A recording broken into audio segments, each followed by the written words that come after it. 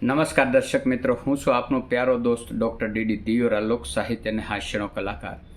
આપ સૌને જણાવતા આજે ખૂબ દુઃખ થાય છે કે મારા જીવનની અંદર, મારી પ્રગતિની અંદર જેનો પાયામાંથી પરિશ્રમ છે, જેણે મને હંમેશા સારું માર્ગદર્શન આપ્યું છે, સેવા તરફ વાળ્યો છે, અને આજે પણ જેમની ખોટ મને વર્તાય છે એવા મારા હૃદય સમ્રાટ, જેનું હંમેશા મારા હૃદયમાં જીવંત સ્થાન રહેવાનું છે, એવા ગૌલોકવાસી લાલજીભાઈ સાવલિયા બાઢડા આજે આ ફાની દુનિયાને અલવિદા કરી અને વૈકુંઠ ધામ પહોંચ્યા છે. ત્યારે પ્રભુ એ દિવ્ય આત્માને પરમ શાંતિ સાથે નિજ શરણનું સુખ પમાડી અને પરમ મોક્ષની ગતિ પમાડે એવી પ્રાર્થના કરું છું.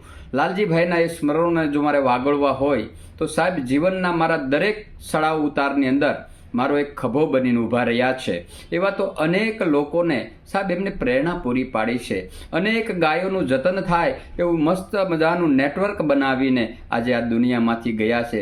ભલે એ દેહ થકી આપણી વચ્ચે નથી, પણ એના સદગુણો રૂપે એ કાયમને માટે જીવંત રહેવાના છે.